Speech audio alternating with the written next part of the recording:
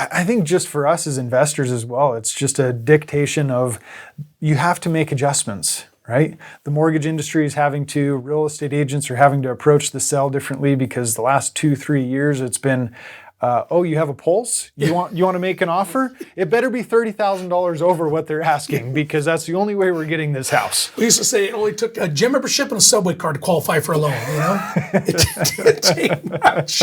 Didn't take much. But now you really have to make sure you not only want the property, can afford the property, and get the right deal.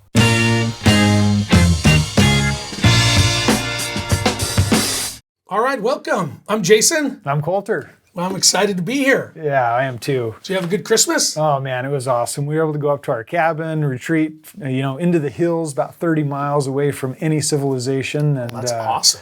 It packed Christmas in there and a couple of sleds behind the Razor on tracks, and it was awesome. The Razor do pretty good. How much snow was up there? Very little, actually. I mean, enough to be able to have fun. And, yeah. But yeah, very little compared to last year. We have probably 10% of what we did last year. And they're saying we're not supposed to have snow for a while still. Yeah, that's wild. It's going to be like a week before we even get some moisture. Yeah. How was your Christmas? It was good. It was good. We just basically hung out with the family, and we had about 20 people at our place. Cleaned out a few spots and set up some tables and chairs, and I smoked a couple big hams, and then I smoked some prime rib. So that was good. The ham though, I didn't smoke 2 hams. I smoked 1 ham and then I roasted a ham. And I'm so glad I threw that one in the oven in a roaster because that ham I smoked was only supposed to take me about 4 hours. It took me 9 hours. I didn't get it out of the smoker until like 8 o'clock that night. So I'm glad I put the other one in because we wouldn't have been able to have anything to eat. That and the prime rib. The prime rib got done in about 3 hours, which is about standard for the smaller prime rib that I did. But man, that took forever. But that flipping ham that I smoked is unbelievable. I put slices of pineapple in between each slice of ham, and then I stuck it with toothpicks to hold it all together, and then I dumped this glaze all over top of it, and I smoked it for about 4 hours unwrapped, and then I wrapped it. And my grandmother, who is kind of a food Nazi, she likes it hot, she likes it certain taste. She hates spiral cut hams because she says it dries out. And so I was like, taste it. And she's like, man, this is really moist. I'm like, see? It's not about the spiral. I love spiral hams because you don't have to slice it. It's so much easier. But well, now Jason has made me hungry. Yeah. Thinking about ham and pineapple and, okay. It's so good. Well, if you can't tell, we're between Christmas and New Year's. Yep. And Jason and I are excited to talk about just market conditions, where we're at, where we're headed. I mean, we've ended 2023. I mean, we're going out with a bang, and honestly, kind of a fiasco. Yeah, kind of crazy. Yeah. So tell me fiasco, crazy. Like, what are your thoughts on what we're ending and what we're rolling into in the next few months and a year? Yeah, it's been a crazy year. I mean, I've been in real estate for 20 years now, and I went through the recession. In the recession, the recession wasn't fun in 2007, 8, 9, 10, however long you want to say when it started and when it ended. But at least it was a consistent thing. Like it dropped and things got crazy, and then we came out of it.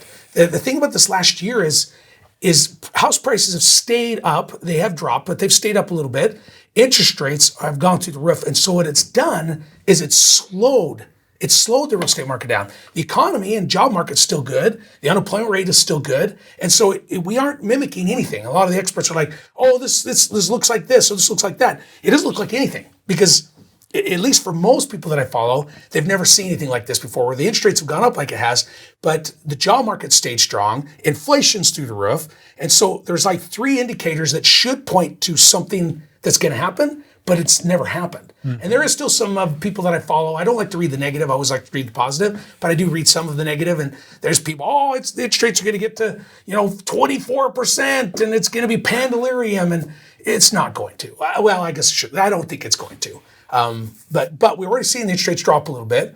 Real estate has slowed, but prices have still maintained pretty good. Now they've come down. Mm-hmm. House that you can buy for $350, you can buy for under $300 now. House that was over $600, you can probably buy for $500 now. But it hasn't dropped like it did during the recession. Some of those houses dropped $200,000 and $250,000. The ones we've seen this year has only been 50, 30, some of them 100. Days on market have obviously gone up. But it's been crazy as far as Here we are trucking along. Real estate's going crazy, multiple offers, houses going for $30,000 over, and then the interest rates jumps up to 4%. It slows everything down, and then people are like, "Oh wow, we better buy." So then we kind of got a little bit of a buying spree, and then jumped up to 5%. Then everybody put the brakes on. Then it get to 6%. Then it got to 7%. Now we're back into the sixes. And so I've noticed though, just last month since it's dropped in the sixes, real estate has picked up a little bit. So I don't know what's going to happen next year, but I really feel like going into election year. And the I don't want to get political, but the guy in the White House is going to pretend inflation's under check, and so it's gonna start going down, which it already is a little bit, and then they're going to pretend that's happening, and then the interest rate's going to go down. And I think once our interest rates get into the fives, and some of the experts saying by summer it'll get into the fours, probably no lower than the fours. But I think with the prices dropping 50 to 100,000, and you get interest rates into the 5 and 4s, I think it's going to create another buying crazy. Not as crazy as it was a year and a half ago, but I think people are going to start coming out of the woodwork saying, "Wow, we're going to buy because the prices are down a little, interest rates have dropped about 2 points, and so they can get the same amount of house they could 2 years ago because interest rates were 2%, even though they were overinflated houses." The thing also last year is we were ranked number 4 or maybe number 5 in the most overinflated houses in America. Idaho Falls was. Really? Yeah. Yeah. I mean, we're right there with Boise, Florida, and a few other places, but Idaho Falls and Boise were both rated in the top 5 for overinflated prices. And isn't that fascinating? Because we're now starting to experience some of that compression of the market. Yeah. And I was having a conversation yesterday about a particular neighborhood, and then some upgrades that some of those neighbors have done. And this is not my neighborhood. It's a high class, neighborhood. It's between $600,000 and $800,000. It's really nice neighborhood, but they've moved to what was going to be like $1 million house, or they've been building these $1 million to $1.2, $1.5 million houses. They're upgrading, so what they've now experienced is they've lived in their home for the year that they were expecting it to take for them to build their home, or 8 months. Now it's taken 1.5 years, maybe 2 years to get their homes built. It cost them an extra 20 to 40% to build their homes. Things have gone up. And now what their house was worth of $850,000 in one case particular, and now that house is worth $675,000, maybe $650,000, maybe $700,000 for the right buyer. And so they've seen how this compression in the market is starting to impact them personally. Yeah. And I really find it interesting, how that's happened to those individuals. And now you've gone from a neighborhood that had 0 houses for sale to, or maybe 1 in a period of time, but it was one of those that was getting snatched up in a matter of seconds when it hit the market. Now it's sitting for 60 days, 90 days. They're having to lower prices $50,000 to $100,000, like you said, and maybe even more. And their experience is like, well, how do I get rid of this house? I've got a $1.5 million house to pay for. I don't want to be paying for one that's $700,000-800,000. Yeah. Yeah, it's interesting. And another thing I've seen too along the higher end houses is now they're having loans, which there's been a couple of crazy loans we haven't seen for a while that I just saw come out. There's a stated loan that just came out. Did you know? Stated loan, which I didn't think we'd ever see again. So they stated loans for self-employed, which if you're self-employed and having a tough time doing some financing or buying houses, jump out and find your mortgage guy that can offer those. I bought a ton of rental properties back during stated loans. Now, some people call them liar loans. I'm not saying lie, but stated is you can state your income. Now, you still have to show your taxes, whatever else. You can't be, fluff your numbers a massive amount. Plus, you still got to be able to make that payment. Sure. Yeah, absolutely. So don't inflate it too much just to get qualified because you still have to make that payment. But what I've noticed is in the higher end, like million plus, now they're doing first and seconds, which I haven't seen first and seconds since 2007. So now you can get a first loan at a certain rate, and you can get a second loan. So now you don't have to pay that jumbo loan interest rate. They're breaking it into 2. So we're starting to see some movement in the $1 million plus houses because people are out there looking around. Those prices have dropped down a little bit. Now they can get into them for a little bit cheaper. So now we're seeing those starting to move, which they haven't moved for over a year. Isn't that interesting? That is interesting. Yeah, and the market will dictate, and I think that's why stated loans are out there again, because these lenders, they only make money if they're lending money. So they're trying to figure out, okay, why we need to figure out how we can get investors to start buying. We need to figure out how we can get more people buying. So they come up with these creative ways to buy, which is good. But again, you can lie about your income, but you still have to make that payment. Yeah. And that's where people got into trouble with those subprime loans. Some people called them a pick a payment loan, where you could have a 2% interest rate, or you could have a 0% interest rate, or you could do a 3-year or 5-year arm. And so each month you could either do a 15-year payment, a 30-year payment, or less than interest only, or less than interest only. So you had 4 payments per month. You could pick on what you wanted to pay. Now those are great for investors. But for somebody that's buying a house and you can only make your less than interest only payment when the note comes due in 5 years, or you have to pay that off in 30 years, because in 5 years, they're like, okay, now you've had your choice of payments for 5. Now we got 25 years. So you just took your full amount and compressed it into 25. Your payment jumps up and nobody can pay for it. So that's why the subprime market went crazy and people are losing houses and everything else. Now, I don't think we're going to get to that point either. I'm hoping, because they put some laws in place. But again, take advantage of what's out there. If you're an investor looking for rental properties and you've been self-employed, you can't qualify, now you might be able to qualify. And I'm telling you what, fix and flip right now, it has to be the right deal to do a fix and flip. It does. The numbers really have to work, because you can't take advantage of what's going on in the market. 2 years ago, you could do everything wrong in a fix and flip and still make money because the prices were increasing so much. Now that's not the case. So you really have to watch your numbers and buy it right. Because you make your money when you buy and you get paid when you sell. So there's that. But right now, what people are really, I'm seeing investors do, is buying the buy and holds. They're buying the properties that are a good deal, that can cash flow. That's what a lot of the investors are buying. And that's what I've been focused on for a lot of years. But the fix and flips, honestly, I mean, and what I love about the fluctuation or the change in the mortgage industry is that they have to adjust as well. Yes, because they got to make money. Yeah, I mean, we were seeing 6 months ago, like, this is the lowest a single quarter has ever sold this many loans in 20 years. And so when you start to go, like, balance what is actually happening in the market, the mortgage officers, the banks, the credit unions, they have to make adjustments or else they go under. Yep.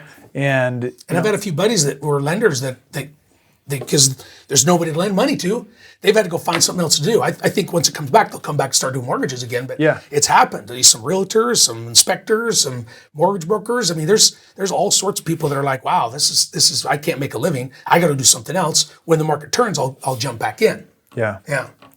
No, so I think just for us as investors as well, it's just a dictation of you have to make adjustments, right? The mortgage industry is real estate agents are having to approach the sell differently, because the last 2-3 years it's been, you have a pulse? You want to make an offer? It better be $30,000 over what they're asking, because that's the only way we're getting this house. We used to say it only took a gym membership and a subway card to qualify for a loan, It didn't take much. Didn't take much. But now you really have to make sure you not only want the property, can afford the property, and get the right deal. And that's it. I mean, this next year, what's 2024 got to offer? I don't know, but my wife calls me an eternal optimist. I'm always optimistic no matter what happens. One of my kids breaks a leg, and I'm already looking at the positive, what that's going to do. My kids, it drives them crazy. But if you have the energy to do either negative or positive, why would you pick negative, right? I mean, even though I do get negative once in a while, I mean, it happens, but man, it takes energy to do either one. So why not spend the energy to be positive? And I really think 2024 is going to be a great year. I really do. I think there's going to be opportunities that haven't been there for a while because of what's going on in the economy. More millionaires and billionaires were made during the Depression than any other time in our country's history. Not saying that that's going to happen again, but always look for opportunity, because when things go crazy or things go south, it always happens. Some kind of opportunity opens up for people to be able to take advantage of what's happened in the market. They can find a niche to really focus on. And man, I'll tell you what, there's people that are going to kill it this next year and the year after. And then if the economy changes again, you might have to adjust. You're very 100% right. Adjustment is everything. And then being educated. To see what's going on, to be able to adjust on what you're doing in this deal, whether this deal's going to be a good deal or this one's going to be a good deal, or maybe you get into it and your strategy has to change. It's very important to be educated also. Yeah, and that education informs you as to when you have to make those changes and how you have to adjust, and whether it's time to buy and hold, and whether it's time to do a fix and flip, and whether a fix and flip is even possible to be able to make $20, $30, $50, $100,000 on a deal. Yeah. So, so thinking about, like, what are the things that you would be educating yourself on in the market right now to make sure that you're prepared for what's happening in the next, let's say, 3 months, 9 months, 9 months? You know, that's a good question, because I follow other markets besides just Idaho Falls market. I follow the Salt Lake market. I follow a market down in Southern California. I follow Texas. I also follow Wyoming a little bit. And the reason is because it seems like we're always about a year to 2 years behind Utah, and Utah's usually about a year or 2 years behind California. Mm-hmm. So I kind of look and see what's going on there, what's going on in Utah, and then it usually starts to affect us. And not that that's 100%, but I just love to be informed on if California's struggling, I'm like, wow, okay, something's going on in California.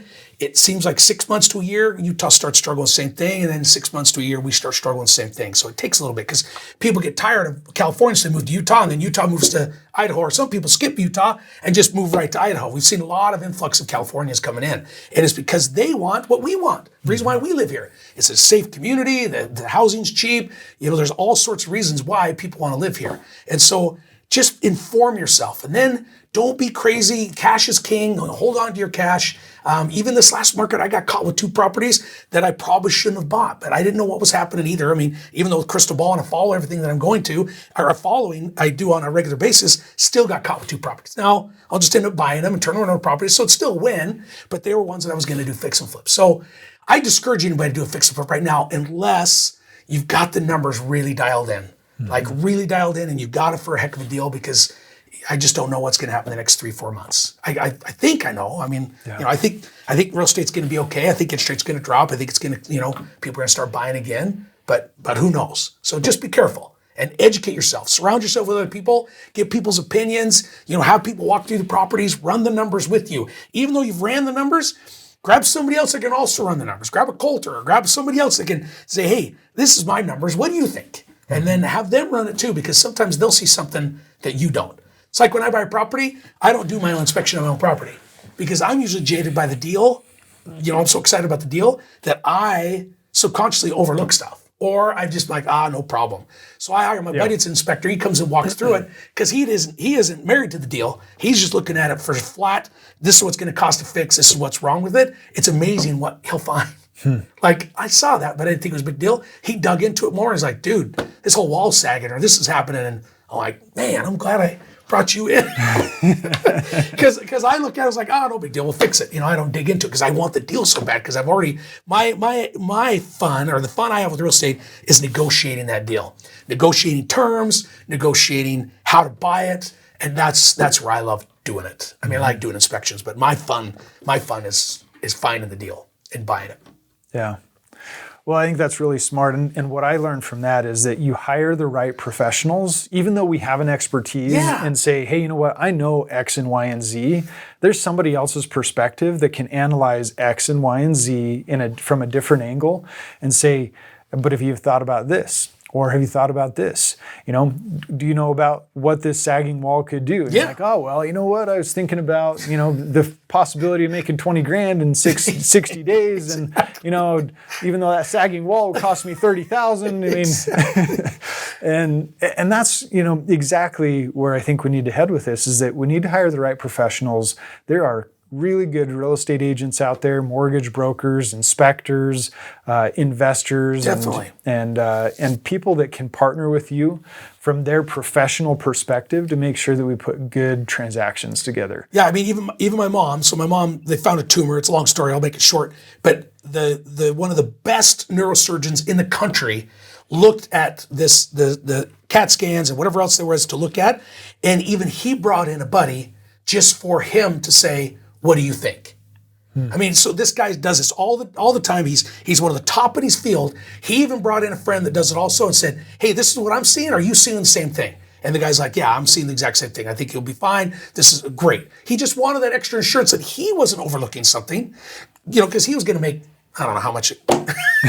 how much he made off that, but hopefully doctors don't get jaded by how much they're going to make off a procedure and suggest that they do it because of that. But still, I was very respectful, or I earned a lot of respect for him by him inviting somebody else in, and we didn't request it. We were going to take his opinion. He's like, hey, I'm going to get a second opinion. I'm like, what? He's like, I just want somebody else to look in this to see if they're seeing the same thing that I am.